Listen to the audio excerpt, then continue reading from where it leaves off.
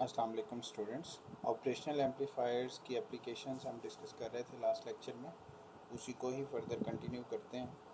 Constant gain amplifiers के तौर पे ऑपरेशनल एम्पलीफायर्स को यूज़ किया जा सकता है, वोल्टेज समिंग एम्पलीफायर के तौर पे यूज़ किया जा सकता है, वोल्टेज बफर के तौर पे यूज़ किया जा सकता है, इसी तरह कंट्रोल्ड सोर्सेज के तौर पे यूज़ किया जा सकता है। फर्दर इंस्ट्रूमेंटेशन सर्किट्स में इनको यूज़ किया जा सकता है और एक्टिव फिल्टर्स डेवलप किए जा सकते हैं इनको यूज़ करते हुए।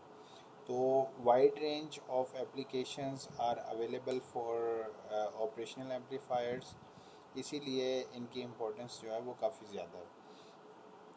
इनको बारी बारी हम देखते हैं। फ़र्ज़ करें कि स्टार्ट लेते हैं हम कांस्टेंट गेन एम्पलीफायर से।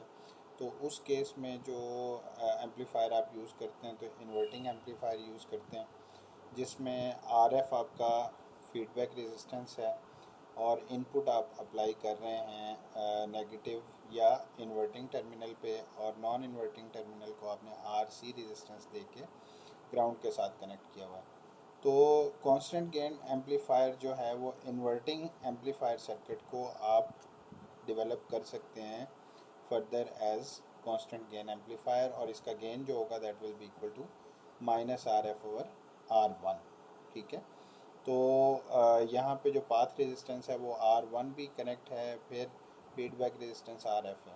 तो ये सारे वो पैरामीटर्स हैं जो हमने कांस्टेंट गेन एम्पलीफायर बनाने के लिए एक इन्वर्टिंग एम्पलीफायर को यूज़ करने हैं, और ये सर्किट है उसका। इसकी एक एग्जांपल भी गिवन है। 741 एक ऑपरेशनल एम्पलीफायर है, इन्वर्टिंग एम्पलीफायर, जिसकी पिन कन्फिग्रेशन भी आपको इस डायग्राम से नज़र आ रही है कि फोर्थ पिन जो है that is connected with RF, and further path resistance इसके साथ कनेक्टेड है, और देन फिफ्थ पिन जो है वो इन्वर्टिंग नॉन इन्वर्टिंग है जो कि ग्राउंड के साथ कनेक्ट है। सिक्स्थ पिन पे आप नेगेटिव वोल्टेज अप्लाई कर रहे हो, 11th पिन के ऊपर आप पॉजिटिव वोल्टेज दे सकते हो, और 10th पिन जो है उससे आपने आउटपुट लेनी है या आपने उसको फीडबैक रेजिस्टेंस के साथ कनेक्ट करना है। तो ये पिन कन्फिग्रेशन भी गिवन है, और जो इनपुट वोल्टेज V1 है वो 2.5 मिली वोल्ट्स आपको गिवन है। तो आपने इसमें फाइंड आउट करना है V0। ठीक है, इसको हम सॉल्व करते हैं। सिंपल जो हमने गेन का फार्मूला देखा था कांस्टेंट गेन इन्वर्टिंग एम्पलीफायर के केस में, that was A is equal to minus R F और R1। ठीक है, आर एफ आपको गिवन है सर्किट में, R1 गिवन है, आपने गेन फाइंड आउट कर लिया। अब क्योंकि हमने आउटपुट फाइंड आउट करनी थी, गेन की वैल्यू आ गई, इनपुट की वैल्यू है, तो V0 will be quite easy to calculate. ठीक है, -100 into 2.5 millivolts is equal to -250 millivolts. Again, this negative sign shows that you are applying your input at inverting terminal, that causes 180 degrees of phase shift.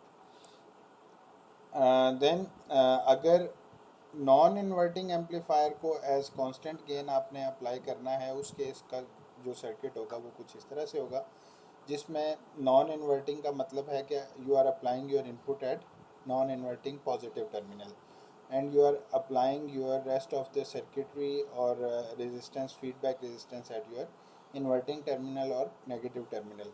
और जो इस case में R1 resistance है that is path resistance, जिसमें आपने उसको R1 को ground के साथ कनेक्ट कर दिया, और V1 you are applying through positive terminal. इस केस में जो आपका गेन आएगा that will be equal to 1 plus RF over R1।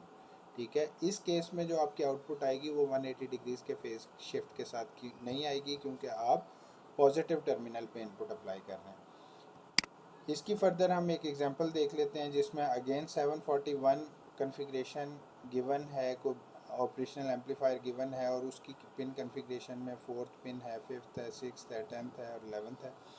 जो R1 की वैल्यू वो 2.4 किलो ओम है, उसके बाद फिर 240 किलो ओम है, और जो इनपुट आप अप्लाई कर रहे हैं that is V1 is equal to 120 microvolt, और -16 और +16 आपने सिक्स और 11th पिन पे कनेक्ट किया हुआ। इसका सोल्यूशन क्या होगा जी? सिंपल आपने गेन का फार्मूला जो है वो अप्लाई करना है, that will be equal to A is equal to 1 plus RF और R1। RF is given, R1 is given, you can easily calculate 101 gain, and then the output voltage is then is equal to V0 is equal to A VI, and you can simply calculate the final answer as 12.12 millivolts.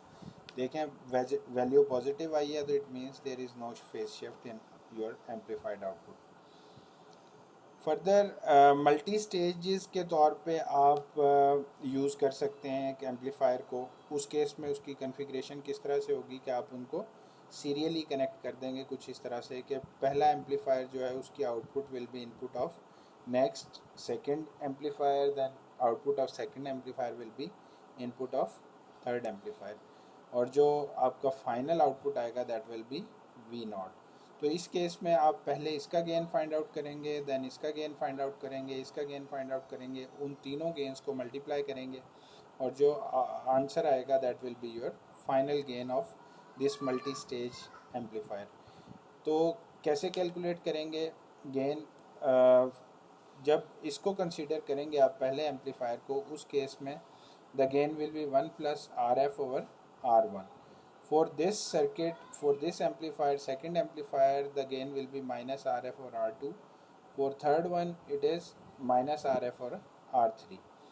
And in fact, you are multiplying all these gains. You have calculated A1, A2, A3, and then you will calculate final gain of this multi-stage gain amplifier. और जो input आप apply कर रहे हैं वो आप पहले amplifier की इन्वर्टिंग नॉन इन्वर्टिंग इनपुट पे दे रहे हैं, और इसकी जो नॉन इन्वर्टिंग है वो सेम है. ठीक है, वो आपकी R1 के साथ कनेक्ट है और फीडबैक आप उसी तरह से ले रहे हैं. तो इसको आप कहते हैं मल्टी स्टेज. इसकी प्रॉब्लम अगर आपको आ जाए कोई एग्ज़ाम के हवाले से तो थोड़ा सा इसको जूम करते हैं ताकि मज़ीद क्लियर हो. इस केस में आपको देखें, determine the output voltage using the given circuit below for resistance components of RF is equal to 470, R1 is equal to 4.3 k ohm, R2 and R3 are similar, that is equal to 33 k ohm, and input voltage is 80 microvolts.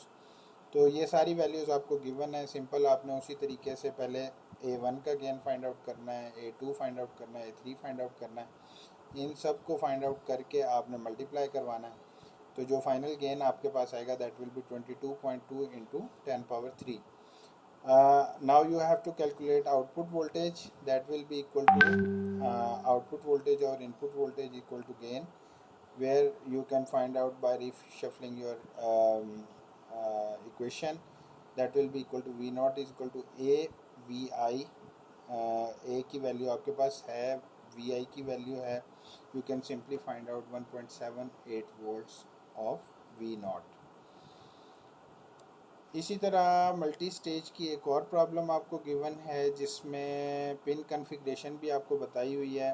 ठीक है, first pin आपकी output pin है, वो input बन रही है next one को, उसके बाद फिर तो ये सारी पिन कॉन्फ़िगरेशन आपको गिवन है. और मल्टी स्टेज आपका गेन एम्पलीफायर है, आपने V नॉट की वैल्यू फाइंड आउट करनी है. V इनपुट 150 माइक्रोवोल्ट्स गिवन है. इस केस में आप क्या करोगे, सिंपल A1 फाइंड आउट किया, ठीक है, RF और R1 फाइंड आउट किया, उसके बाद फिर A2 फाइंड आउट किया, देन A3 फाइंड आउट किया, ठीक है, और फाइनली आपने तीनों को मल्टीप्लाई करवा दिया. You will have final gain as A, और उससे आप V नॉट की वैल्यू कैलकुलेट कर सकते हैं by multiplying A1, A2, A3 into V1. तो जो फाइनल आंसर आपके पास आएगा that will be equal to 0.729 volts. That's it. And further हम देखते हैं एक और एग्जांपल जो गिवन है, LM348 connection of an LM348 to provide output that are 10, 20, 50 times larger than the use a 200 kilo ohm feedback resistor for 3 stages. इस case में आप क्या फाइंड आउट करोगे, R1 फाइंड आउट करोगे, R2 फाइंड आउट करोगे. Gains आपको given है -10, -20, -50. R1 आप कैलकुलेट कर लोगे तो फाइनल आपके पास वैल्यूज़ आ जाएंगी R1, R2, R3 की. और उसके बाद फिर जो आपको फिगर गिवन है वो फिगर कुछ इस तरह से है कि आपने R1, R2, R3 की वैल्यूज़ अप्लाई कर दी जो आपने फाइंड आउट की थी. ठीक है। RF की वैल्यूज़ गिवन हैं सबके लिए जो कि सिमिलर है, और गेन आपको गिवन है -10, -20, -50, और जो इनपुट वोल्टेज है वो +16, यहाँ पे -16। उसके बाद next example is for voltage summing while you are applying three voltages you have to use different resistors for each voltage R1, R2, R3, and you have to connect that input voltages by taking a feedback resistance RF, और ये non inverting input पे connect किए हैं आपने, तो इसका मतलब है फेज शिफ्ट भी आपके पास आएगा। तो ये वोल्टेज समिंग मींस के बिल्कुल इसी तरह से है जैसे हमने लास्ट लेक्चर में समिंग एम्पलीफायर पढ़ा था, और उस केस में आप हर एक एम्पलीफायर वोल्टेज के अगेंस्ट गेन फाइंड आउट करते हो, ठीक है। और तमाम वोल्टेजेस को by using RF and R resistance given आप उन सबको एडअप करते हो और जो आंसर आता है that will be your V0, ठीक है। तो इसी तरह वोल्टेज समिंग एम्पलीफायर की आपको एग्जांपल गिवन है जिसमें 33 के दो वोल्टेजेस हैं V1 V2 with path resistance of R1 is equal to 33 kilo ohm, R2 resistance of 10 kilo ohm, और फर्दर जो आपको यहाँ पे RF की वैल्यू गिवन है 330 किलो ओम, और पिन कन्फिग्रेशन भी आपको बताई हुई है 741 ही अगेन यूज़ हुआ। तो इस केस में जो आपको वैल्यूज़ गिवन है इनपुट्स की V1 is equal to 50 M V sin 100t, V2 की वैल्यू भी आपको गिवन है। तो इस केस में आप सिंपली V0 की वैल्यू फाइंड आउट करोगे, ठीक है, और जो वैल्यूज़ हैं V1 V2 की वो अप्लाई कर देंगे और फाइनल आपके पास आउटपुट आ जाएगा जो कि minus again phase shift of 180 degrees के साथ होगा। वोल्टेज सब्ट्रैक्टर आपने सर्किट किस तरह डिज़ाइन करना है ये आपको गिवन है कि सिंपल V1 आप अप्लाई कर रहे हो, V2 आप अप्लाई कर रहे हो। जो V1 इनपुट है that is also working as an input, output of first amplifier is also working as input of your second amplifier, और ये सर्किट आपका जो है दैट विल गिव यू, आप आउटपुट कैलकुलेट करोगे that will be equal to V0 is equal to minus V2 की circuitry by using RF and R2, और second one will be Vin जो कि आप कैलकुलेट कर लोगे फाइनली V0, और जो सर्किट आपको गिवन है वो इस तरह से गिवन है। आगे एक प्रॉब्लम है उसको सॉल्व करते हैं ताकि थोड़ा सा हमारा ये आइडिया मज़ीद स्ट्रॉन्ग हो जाए। RF आपको गिवन है, R1 गिवन है, R2 गिवन है, R3 गिवन है, ठीक है। तो ये सारी वैल्यूज़ आपको प्रोवाइड की हुई हैं, आपने जस्ट V0 फाइंड आउट करना है।